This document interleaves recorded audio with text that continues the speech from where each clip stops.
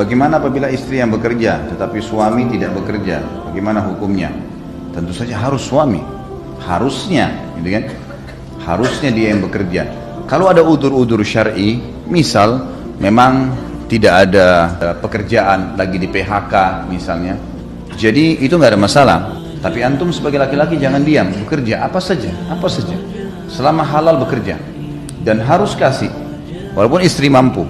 Ya, kalau tidak ada udzur, laki-laki itu cuma pengangguran. Seperti banyak akhwat-akhwat kita waktu saya diundang di Hong Kong waktu itu, ada banyak TKW kita, mungkin 150.000 orang di sana. Mereka tadinya berangkat karena disuruh oleh suaminya, dan suaminya di Indonesia duduk manis, tidak cuma terima uang tiap bulan gaji istrinya, nanti beli motor, nanti gini, dan keluhannya banyak. Dan itu sudah begitu selingkuh lagi, udah pakai hasil keringatnya istri kemudian buat ini laki-laki apa ini? Ini perbuatan yang haram, tidak boleh. Perempuan itu makin mudah disentuh, makin mudah untuk dicium, makin mudah untuk diajak jalan, itu makin tidak punya nilai di mata suaminya nanti. Di mata laki-laki tidak dianggap punya nilai. Tapi kalau perempuan itu punya kehormatan, mau sama saya nikah, tidak mau ya nggak usah. Setelah nikah silakan pacaran, bebas. Mau jalan, mau keluar, mau ciuman, mau hubungan badan, silakan, malah berpahala. Sekarang tidak bisa. Tidak ada wanita begitu kecuali pasti akan dihormatin oleh suaminya, dihormatin oleh laki-laki. Tapi kalau yang selalu murah saja, maka itu pasti akan subhanallah dianggap tidak baik. Tidak. Banyak orang subhanallah dia membuka pintu dosa. Seorang wanita sudah bersuami lalu dia selingkuh, lalu dia cerai sama suami, dia nikah sama pacarnya. Apa yang terjadi? Selalu kehinaan yang terjadi. Dihina oleh suami yang keduanya. Kamu juga dulu selingkuh, kamu juga begini, kamu dilempar semua permasalahan kepada dia. Jadi subhanallah, orang yang menjaga kesucian dirinya, itu Allah akan kirim kepadanya juga orang suci. Kenapa sedih? Ya saya udah minta maaf sama Allah tapi Allah belum maafin. Nggak ada itu. Itu mah dengan manusia ya. Saya udah sih minta maaf ke dia, saya kirim WA, saya telepon, saya apa, japri terus nggak dibaca-baca, saya datengin nggak dibukain pintu. Ternyata salah rumah ya.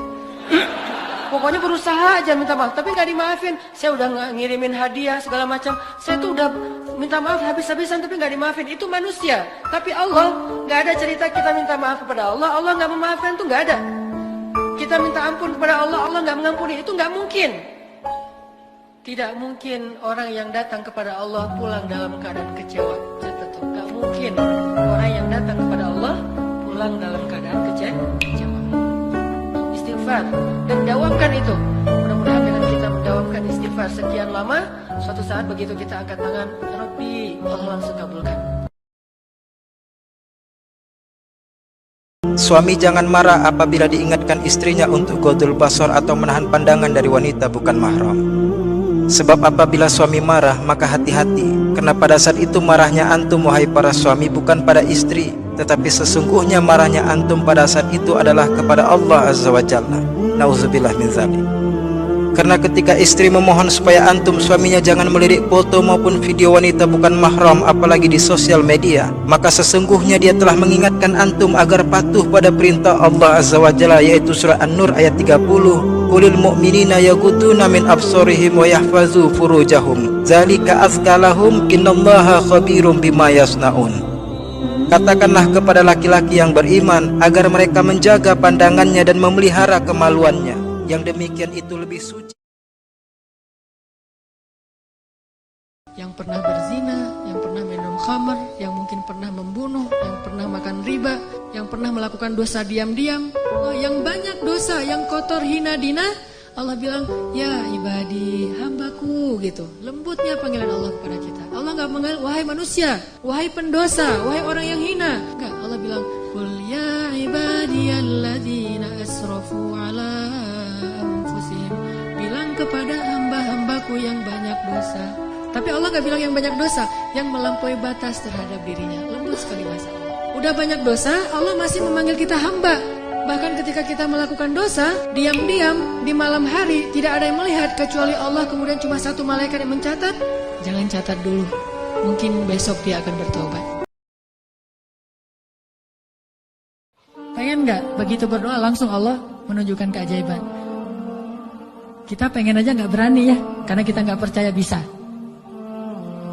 Kita mau mengatakan pengen, itu aja kita nggak berani karena menganggap itu nggak realistis. Ah, masa sih bisa? Bisa kalau kita yakin kepada Allah. Kalau kita nggak yakin, kalau kita bilang nggak bisa, kalau kita ragu bahwa Allah bisa menunjukkan ajaib kepada kita dalam hitungan detik, terus kemana kalimat kun fayakun? Masalahnya kita nggak yakin untuk bilang pengen begitu doa langsung Allah kabulkan. Itu aja kita ragu. Kenapa? Kita nggak percaya itu bisa terjadi dalam hitungan simsalabin abracadabra. Kita nggak percaya itu bisa terjadi dalam satu kalimat kun. Makanya tidak ada kun dalam hidup kita. Gimana caranya? Belajar yakin kepada Allah seutuh-utuhnya.